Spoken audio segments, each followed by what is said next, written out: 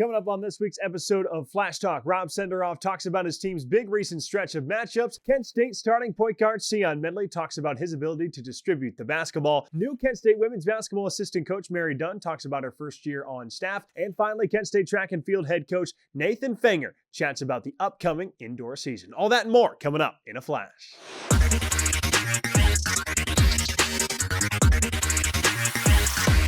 Joined once again on Flash Talk by Kent State men's basketball head coach Rob Senderoff. Coach Sendy, appreciate you joining me as always. I want to touch on what made you go with that free beer decision in the matchup against Miami, and did that inspire maybe the free ticket decision from the guys? I think the guys that donated, I mean, they paid for those tickets themselves to give to the community.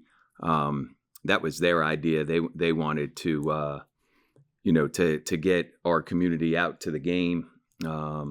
Obviously, we're playing a ranked opponent at home who's undefeated and, in first place in the league. And I think they wanted to gather as much community support as possible. And I just wanted to gather as much student support as possible. I should have added or non-alcoholic beverage of your choice. I just wanted to get as many students out as possible. I figure I'll do my part. By giving away, first drink on me. Some of your guys on the court certainly wear their heart on their sleeve. They put everything into it. So how can the crowd really energize these guys for future games for fans to keep showing up? Well, look, I mean, college basketball, to me, that's the essence of what makes, college basketball unique, and what makes it so special is the arenas are different, especially in the MACC. The support is different. It's just a different feel than the pro game. I know there's, differences today than 5 years ago and 10 years ago in terms of how long, the players stay, and, the names and the familiarity may not be the same as it always was, but you still have school spirit. To me, that's part of what makes college athletics unique and fun. You have a band. You don't have that when you go to the Cavs game. It's just a different vibe when you go to a college game, and when you get your students there, you get the alums that have gone to the school, the community, the local community, the people that live in and about Kent, coming back to the school on a Tuesday night, a Friday, a Saturday, whatever it might be. It just makes for an awesome atmosphere. You guys are off to a nice start toward the top of the standings in the conference. Why have you guys excelled so much in close games in conference play? Well, we've had really good guard play. Our point guard leads the league in assists. He's amongst the nation's leader in assists. We've shot our free throws well. When we've played well, we've taken care of the basketball. To win close games, those are the things you have to do. More times than not, when we lose, it's because we didn't do those things well, or the other team did those things at a little bit better rate than we did. Always, when you're in leagues like ours, you want to continue to improve, continue to get better. We're still, not in the home stretch yet. We're in the middle third of league play, and there's a lot that can go on between now and March, and we want to continue to improve and get better. We don't want to play our best basketball, mid or late January. We want to play our best basketball as we move towards the MACC tournament. We want to, make sure we get into the MACC tournament. We obviously want to compete for a MACC championship in the regular season, but there's a lot of games to be played, and we're just trying to improve day by day. Whether it's Sincere Carey or Malik Jacobs or Chris Payton Jr. or Von Cameron Davis stopping by, how cool is it for you to see those guys who played for you for so long, made a ton of memories here, come back and continue to support this team? It's great that they have a home.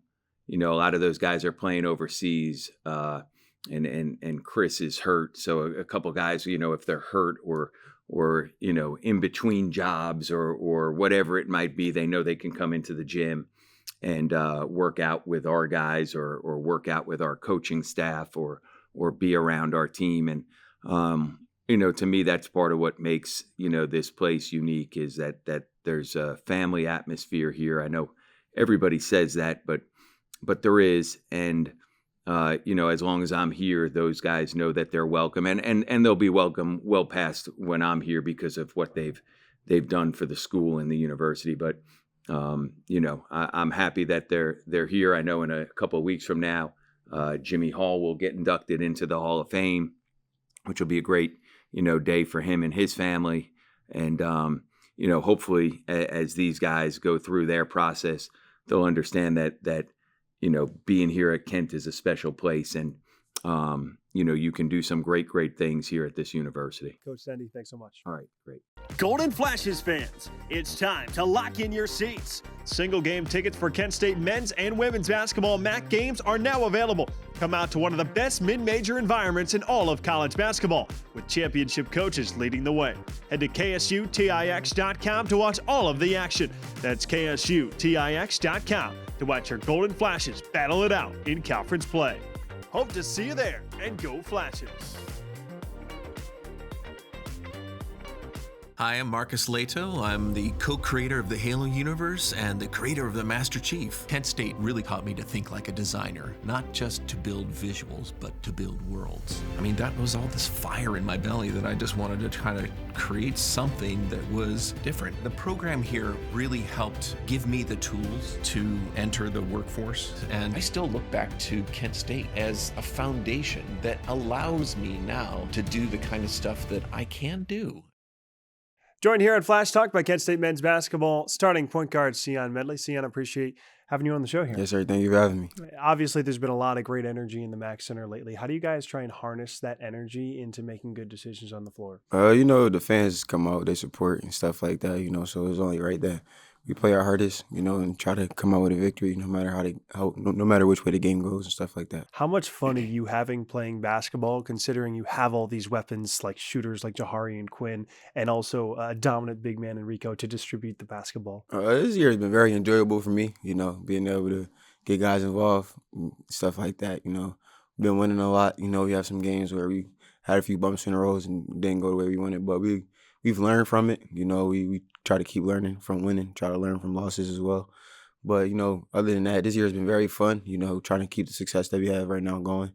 Going a little streak, taking it into March, that's where we want to play our best basketball. A lot of point guards have a pass-first mentality, but you leading the Mid-American Conference in assists, who fostered that pass-first mentality inside of you? Since I started playing basketball, I've been a huge Rondo fan, CP3 fan, so I'm a Celtics fan, and the first person I ever saw pass the ball the way that I try to do it is Rondo, and I watched a lot of Rondo growing up. I watched a lot of CP3 growing up and stuff like that. So it's been a long journey throughout my life of always being a pass first. So, it's been fun. Where have you seen your biggest growth in year 2 of running this offense? Just being more vocal on the offensive end. I feel like I command a lot on the offensive end now. But, the guys in our team, they know what to do.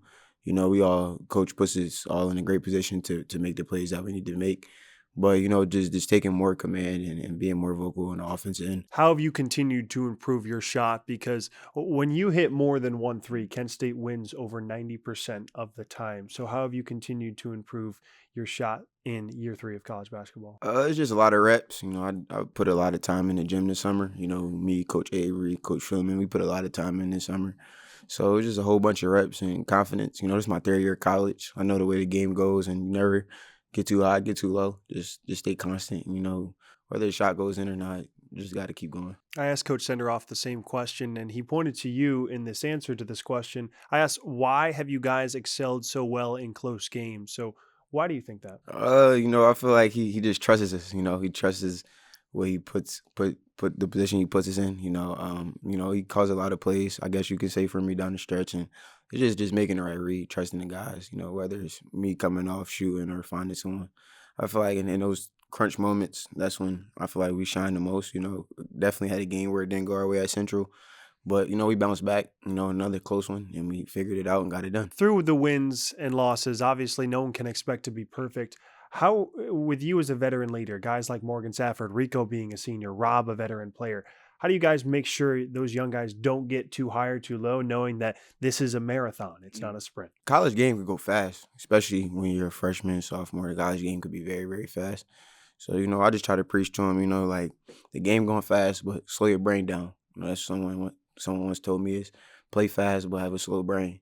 So, just taking each moment with a grain of salt, learning from it, game in and game out is just going to be easier once you just learn and learn and learn. And describe to me the bond of this year's team, because it seems like whenever you're hitting a big shot or Rico's throwing a dunk down, Rob, Jahari's doing sellies to the bench when he hits a three. Describe to everyone at home how close you guys are as a team. I feel like we're very close. We come in every day, we laugh, we have fun, and that's just about just having fun. We never point the finger at anyone or get down on anyone about a bad play or about a loss, or just keep going, move on. It's a long game, 40 minutes, and, you just got to figure it out. Cian, we talked a lot about your teammates. Is there someone that you enjoy playing with the most? Quinn Wokey. Why Quinn? It's just, a fun guy to It's play a young with. guy, right? Yeah, that's my rook. So he's just very, very, because his confidence, I feel like everybody feeds off his confidence. He can miss 5 in a row, and that 6th shot is going up with the utmost confidence of making it. He always tells everybody he never missed 2. I believe him. So, it's a fun guy, great guy to play with, great person, and I love playing with him. Starting point guard for the Golden Flashes, Cian Medley. Cian, thanks so much. Yes, sir. Thank you.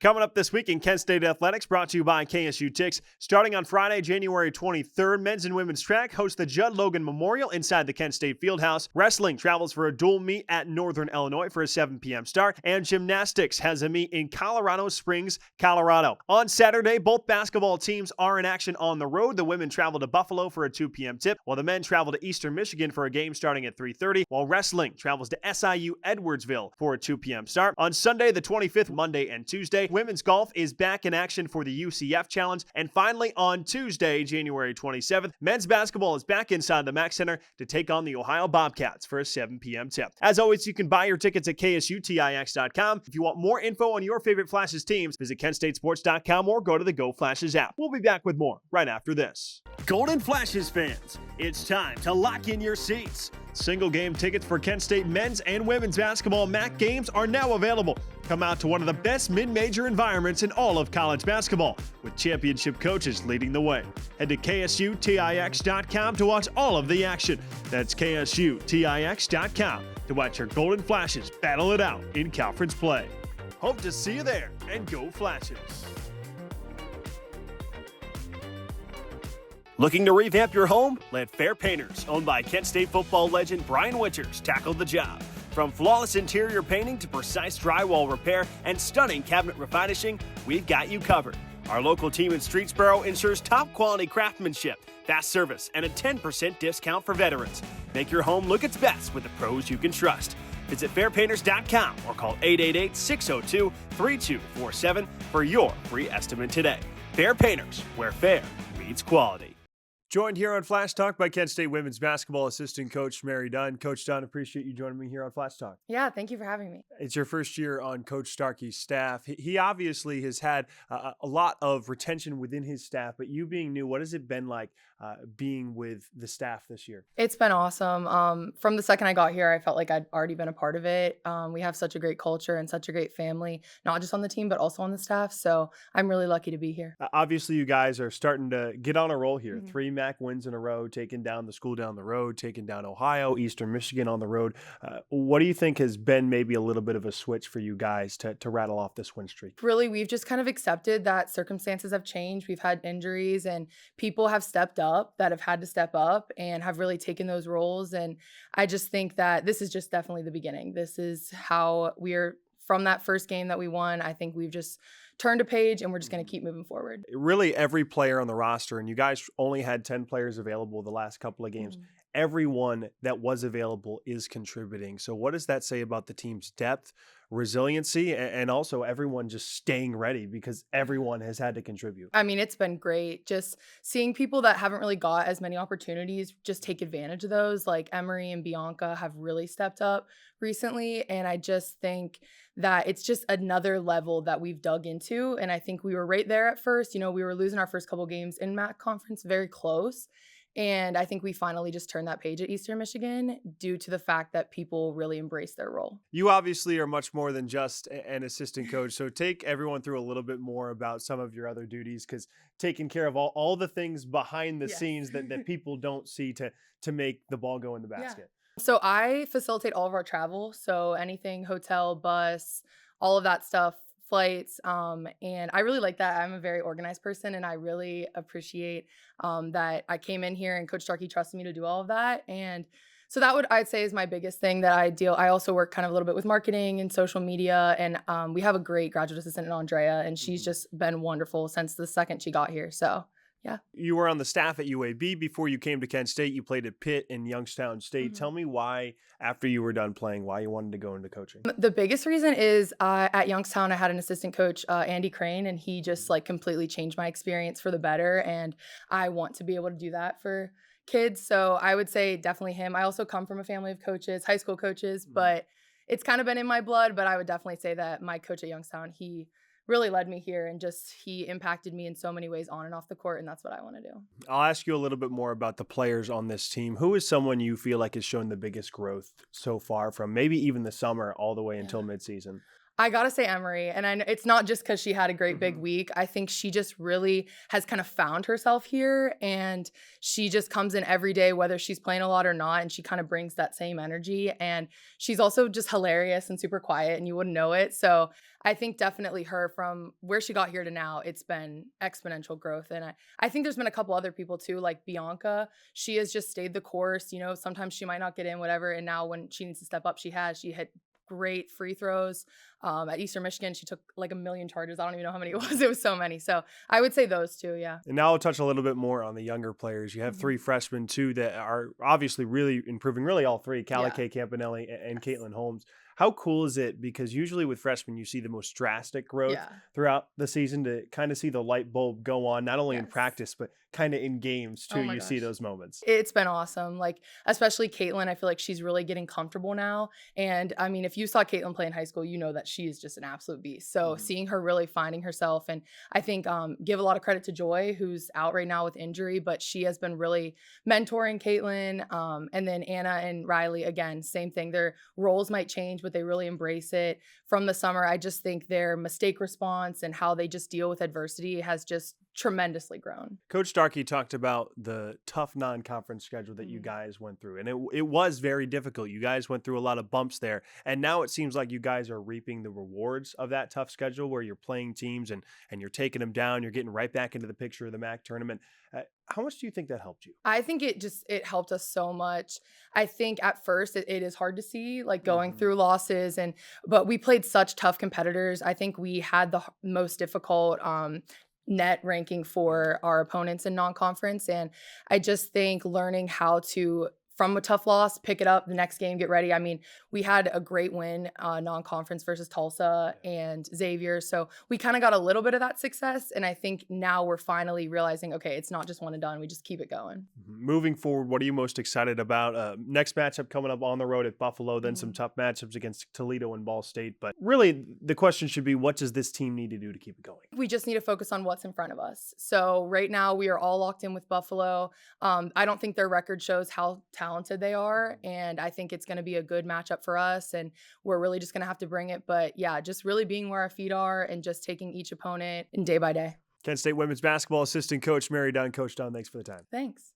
For every just one more mile to your next ace on the court, when you have a sports-related injury, Cleveland Clinic is here. For our Cavaliers, our Guardians, and athletes at all levels, our sports medicine team helps keep you in the game. With expert diagnosis, personalized sports therapies, and game-changing surgeries. For every injury, for every athlete, for every care in the world. Cleveland Clinic. Attention Golden Flash fans, when it's time to make your next big move, choose the team that's officially in your corner. Green Lending, the exclusive mortgage partner of Kent State Athletics. Right now, when you mention Kent State, Green Lending will cover your appraisal, helping you save money from the very start. Whether you're a first-time home buyer, refinancing, or tapping into your home's equity, Green Lending delivers personalized service, expert guidance, and a transparent mortgage process. Make a winning move off the court. Visit greenlending.com, mention Kent State, and let Green Lending help you upgrade your home ownership experience. Joined on Flash Talk by Kent State track and field head coach Nathan Fanger. Coach Fanger, Appreciate you joining me coming off first indoor meet at Akron. A number of near record-breaking performances. I'll touch on some names a little bit later in our conversation, but how satisfied were you with that first meet? It seemed like you guys did great. It was a great opener. You don't quite expect them to come out hot and heavy. You're coming off of Christmas break where they've had probably a pretty good fall training, but you never know what Christmas break training is going to look like.